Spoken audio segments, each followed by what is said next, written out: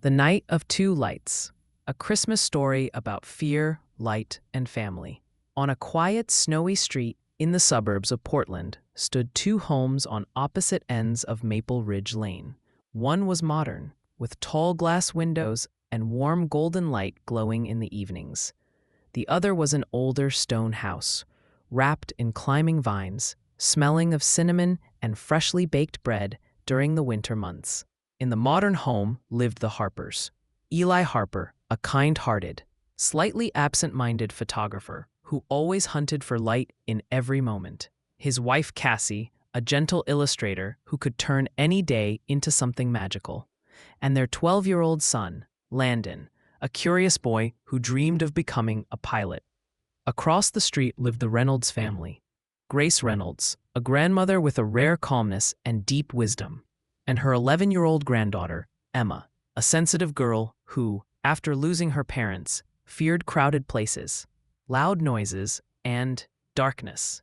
The two families only exchanged morning waves and occasional smiles. Life sometimes keeps people apart, even when they live just steps away from each other. The snow that started everything.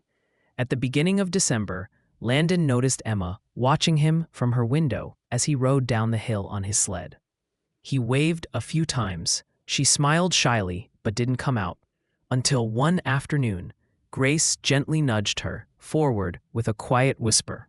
"Sweetheart, sometimes you need to walk toward the things that scare you. That's where the miracles hide." Emma stepped outside, hesitant. Landon handed her his sled. "Want to try? I'll run next to you. I promise I won't let you fall." She sat down. He ran beside her, steadying the sled, and Emma laughed. For the first time in months.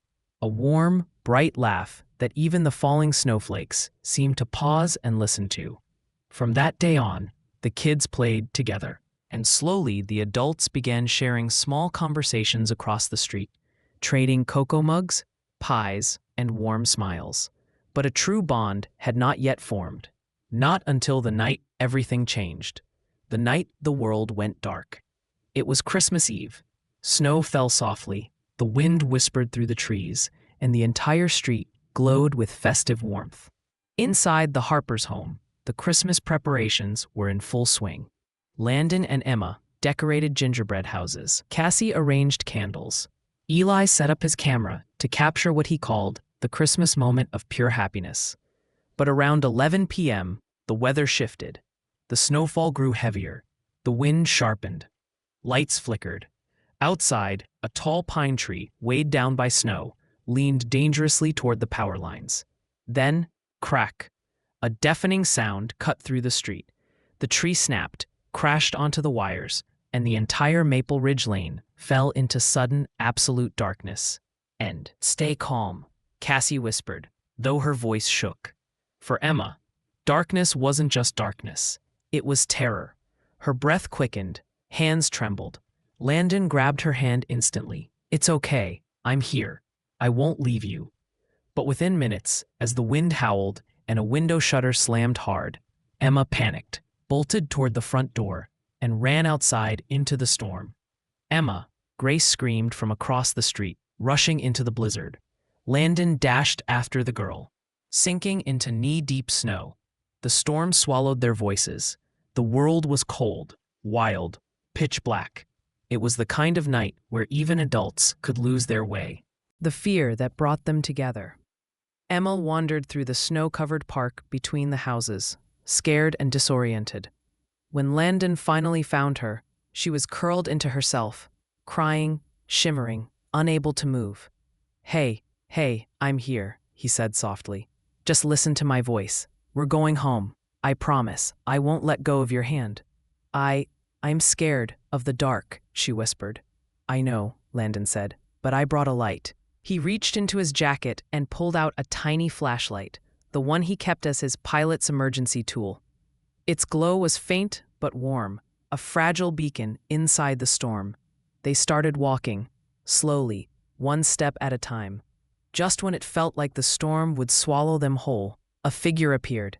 Eli, wearing a headlamp, scanning the snow, calling their names. Behind him, Cassie.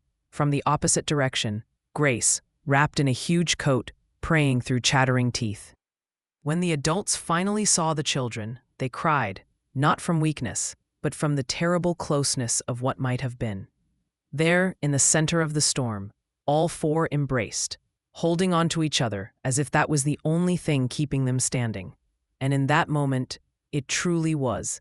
Family isn't always blood. Sometimes it's light. That night, both families stayed in the Reynolds home, warmed by the crackling fireplace and the soft glow of candles. Grace held Emma's hand. Cassie wrapped Landon in a thick blanket. Eli said quietly, "Today I realized something. We're not just neighbors." Grace nodded. Sometimes life pushes us into darkness, not to scare us, but to guide us toward the people who will become our light. Emma leaned closer to her grandmother. "I wasn't scared when Landon held my hand. I knew I'd find my way back." Landon smiled softly. "That's because you weren't alone." The morning that changed everything. By sunrise, the storm had faded. The street was buried under sparkling snow, quiet and peaceful. When Eli stepped outside, he noticed something. Two narrow trails of small footprints, Landon's and Emma's, meeting in the middle and merging into one. Cassie came out beside him. "That's symbolic," she whispered. "More than symbolic," Grace added with a smile. That evening, Landon suggested, "How about we put up one big Christmas tree right between our houses?"